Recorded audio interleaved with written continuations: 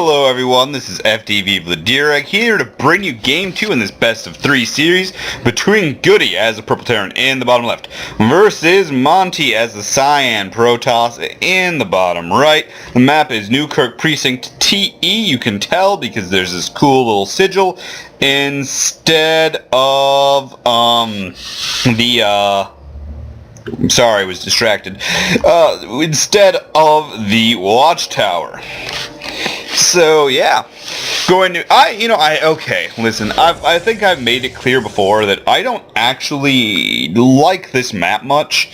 It bothers me that basically the difference between it and the original predecessor that you saw on ladder, and of course you see this one, or I think they took it out of this ladder recently, but you used to see it on ladder, was basically they removed a watchtower. And I'm just thinking, really? Is that... I mean, it is. I mean, okay, they did a little bit here, and they changed this up a bit. I'm not saying that there aren't changes, but the big change is this watchtower. Yeah, and the ramps added here, not a big deal. This isn't actually a base that's taken very often, surprisingly. I don't know about surprisingly, it's just not very often what you'd expect. So normally, I mean, this would be a third, or in some cases this is your third, and then this is your fourth, fifth, sixth, and then this would be like your seventh base. So when do you take a seventh base? I mean, it happens. I'm not saying it doesn't. It's just that's really a rare occurrence. So it's not really something to agonize over. Oh, there's a ramp there. That's really going to change gameplay on your seventh base?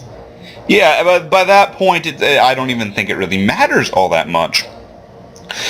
But the watchtower, I will admit, does change the early game quite a bit.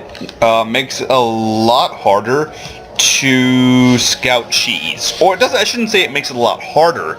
Well, it does make it a lot harder. You used to be able to just take that watchtower and then you were safe. I mean, granted, your opponent probably was thinking the same thing. That results in a little bit of battling, but hey, it was the one thing you could take to pretty much assure that you weren't getting six-pooled.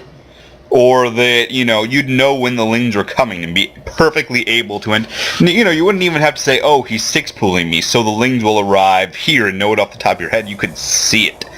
But, hey, these wolf touches, my mouse froze just as I was about to select it. Oh my gosh, I hate it when this happens.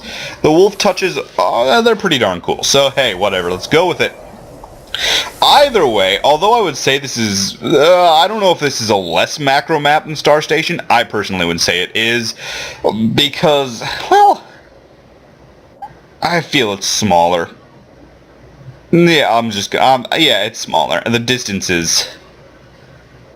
You can see me how I'm trying to work out in my mind whether or not the distance between here, or rather here, and here are actually smaller. I think they are. Whatever. Either way, double expansion coming up from Goody. Very, very quick on the draw there. Not actually having his expand up before Monty, though.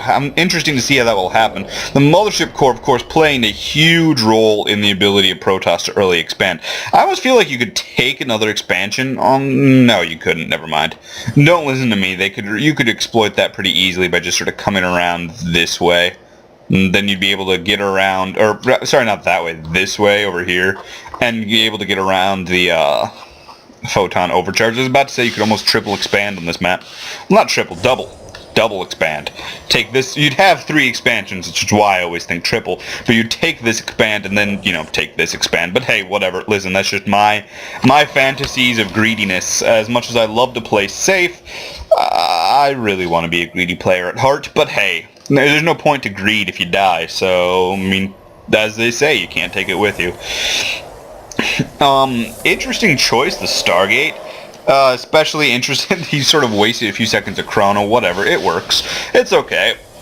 Chrono always seems to end up accumulating anyways, so I won't complain about it.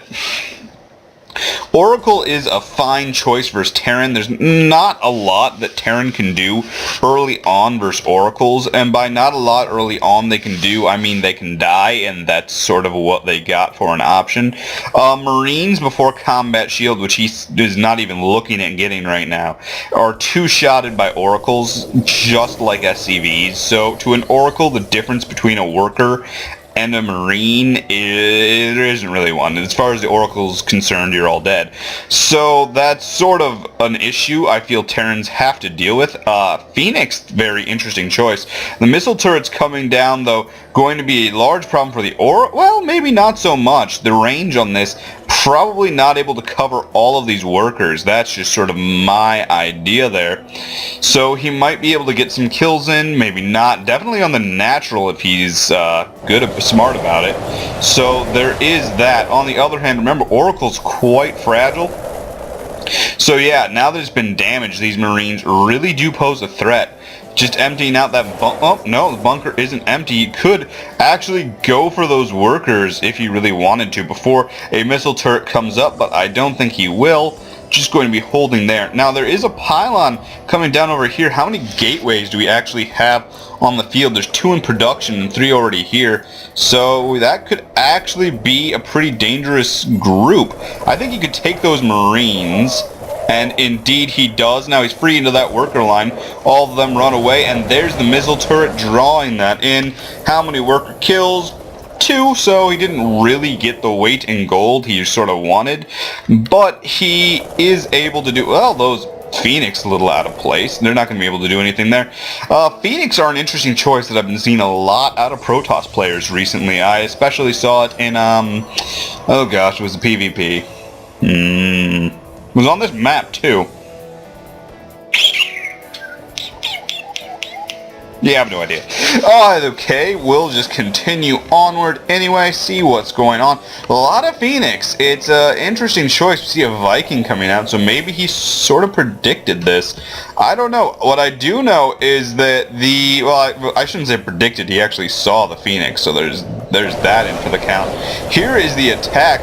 Lifting up all 3 of the tanks won't actually be able to stop the tanks. Stop it from falling down eventually, but what he is able to do is get right up in there and engage. Remember that Zealots don't really take a whole lot of damage from tanks.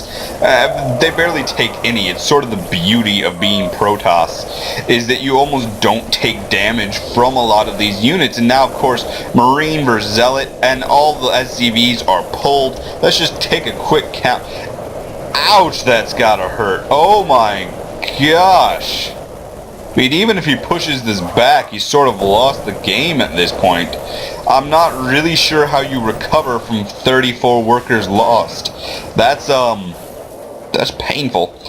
He has not lost his expansion, so, well, but that's probably about to change. I don't know how he's going to hold this next wave of Zealots. There are Hellbats on the way.